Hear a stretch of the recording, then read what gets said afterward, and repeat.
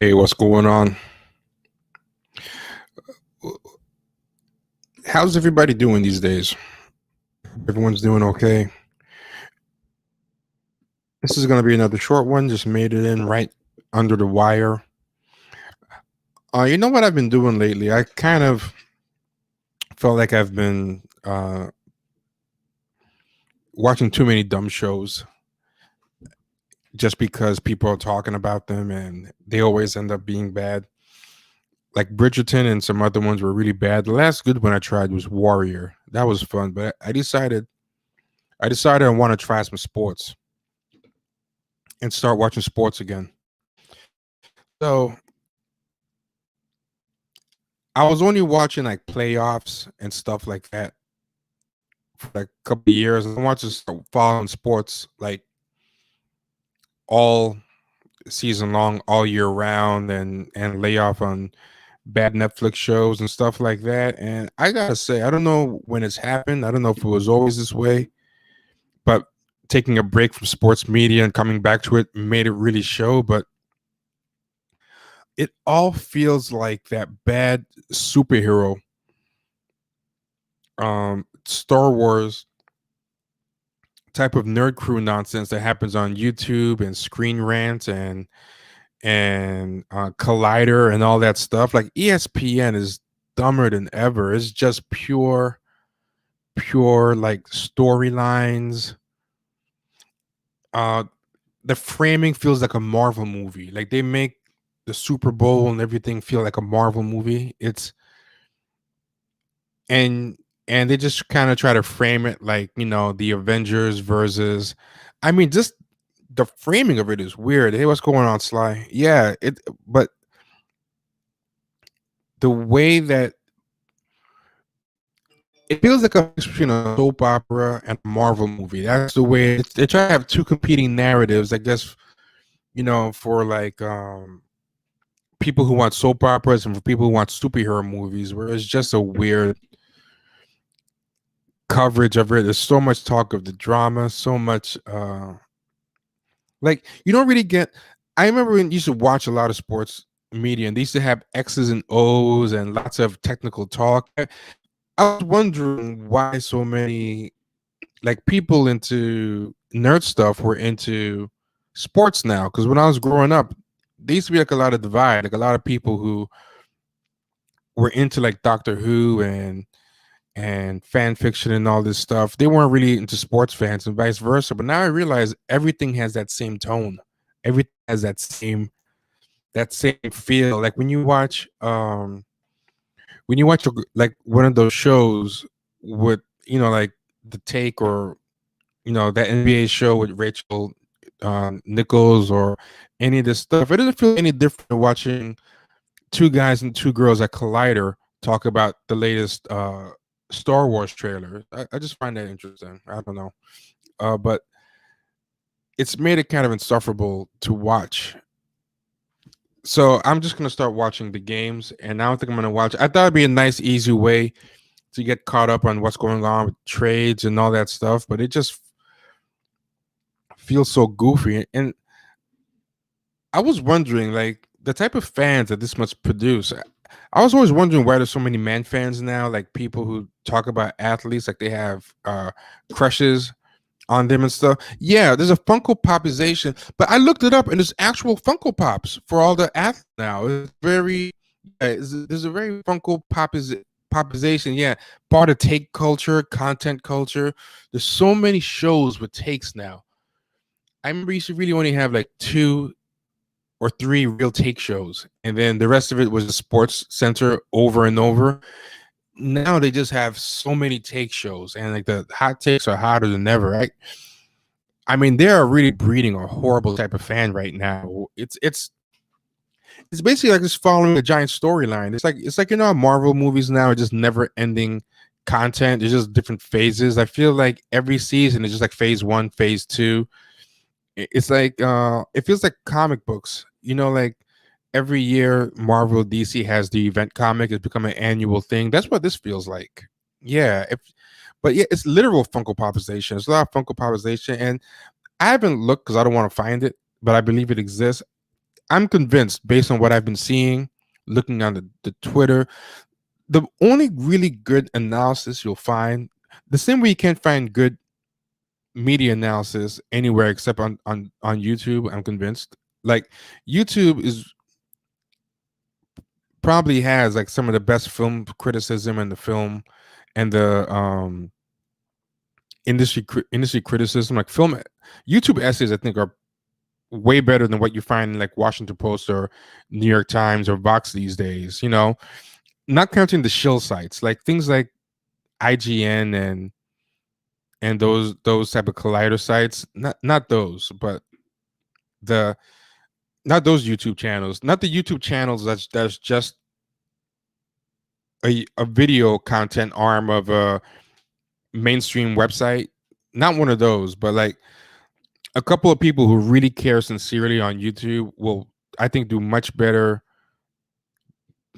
comic book movie analysis, regular movie analysis, book industry analysis, all that stuff. I feel the same thing with sports. There's a lot of good sports YouTubers that do like deep analysis and interesting stuff. But the same as exactly the same way you have to like sift through shallow video essays on YouTube. But you can usually tell the shallow video essays because they're usually connected to a shallow website. It'll be like BuzzFeed videos and stuff. Like you'll tend to know just based on Collider is awful. Have y'all ever seen Nerd Crew, the series of videos, the parody, that whole take media industrial complex? The content and take media industrial complex around like so-called geek stuff. It's by the Red Letter Media crew. It's called Nerd Crew. That stuff is great. You should definitely check it out. But like there's so many and you know what? I think it also explains why there's so much goat culture. All they want to talk about. I thought this was happening on the internet, but I didn't know that ESPN turned into this too. But everything's about the GOAT, the GOAT, the GOAT. Who's the GOAT? Like people are talking about the Super Bowl, and everyone's like, so where is Patrick Mahomes in the GOAT conversation versus Tom Brady? Not any real talk about the teams really in any substantive way. It was just GOAT talk over and over again. NBA people only talk about GOAT, and I kind of realize, why that is. It's because if this all feels like a Marvel movie or a Harry Potter trilogy all the time, the way everything is sold, they even make the commercials and the between and the going to the commercial break look like movie trailers. You ever notice that? They all look like weird movie trailers and stuff.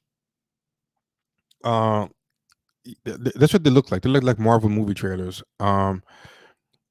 Yeah, if that's what this kind of becomes to you, and everything is framed as a hero's journey, like all the video stuff, I mean, all the coverage of athletes that was happening was really trying hard to sell a personal conquest. They weren't really going into the athletes' skill set or what they do to train. It wasn't the type of sports journalism I remember. Like they just had stories that was it seemed like a pitch to a movie. Like I could see the movie of the athlete's life, even though the person was only like 1 or 2 years into the league. That was what I was feeling from this. And I think it's also probably very good for catching casual fans or attracting like maybe like female fans who might not know. Actually, not even just female, even male fans who don't understand the technical aspect, right? But I bet there's slash fiction. I don't want to find out. I don't want to look, but I bet you there's like Steph Curry, and LeBron James like slash fiction where they go and they fall in love with each other and stuff like that. Like that's a big thing in fan fiction culture. I bet there's that. If anybody knows, you could tell me. If it doesn't exist yet, that's gonna happen. You're gonna go to fan fiction sites, and instead of just clicking like Game of Thrones fan fiction or click Avengers, or instead of picking genres like young adult fan fiction, whatever, there's gonna be like a sports version. I think they're gonna even start fanficking games. Like the Super Bowl doesn't go your way, and your team loses. I think you're gonna go on a website and make the alternative fan fiction. You're gonna make a fan fiction where the Chiefs won, and they're gonna write like a long story. Like Mahomes was under pressure, and as he uh, got got tackled on the blind side, he saw so and so, and they locked eyes, and they drew it, and people will go and read the fan fiction version of how the game was supposed to go. Oh, someone looked it up. It does exist. Does the slash is this sports fan fiction in general, or like the slash? Which one exists? Does alternative versions of games fan fiction exist yet? Is that a thing yet? I'm I bet you that's gonna happen. That if it doesn't have exist yet, I bet it's gonna happen. People just start fanficking seasons. Instead of like doing fantasy football, they'll just be doing fan fiction seasons. Like first you lose your fantasy football season, then you go and make a whole fantasy football fan fiction.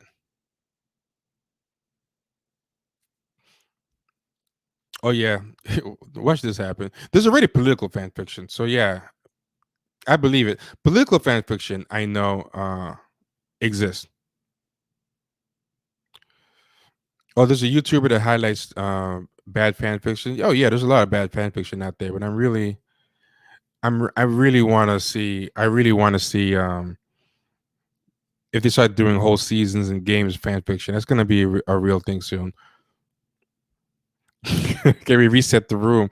Gonna reset the room by finishing it. It's a short night tonight. Yeah, your message is showing up, Laughing Jackal. Everybody on Twitch, I can see. Hey, David Gonzalez. Hey, Laughing Jackal. Jackal. Hey, Sly. Musup. Justin F. David Gonzalez. Thank you all for showing up. Usual stuff. Go to Gabriel. Go to champagnesharks.com, and those are all the links and sites to support us. You can support us through hitting the super chat in here if you like the entertainment and content we give, or Venmo or Cash App us at Champagne Sharks. You can PayPal us here at champagnesharks@gmail.com. And you can also go to patreon.com/champagne sharks to become a patron. We are doing a giveaway soon. We're giving away 5 copies of the movie Tasmanian Devil. You can search the Tasmanian Devil trailer on YouTube. But in the main podcast, we're going to talk about how to join that. So check out the main podcast anywhere you listen to podcasts, and we'll talk about how that works. All right. So thanks everybody. Appreciate y'all. Hey Jiffy Chips. We're just finishing up. Everybody be good. Take care.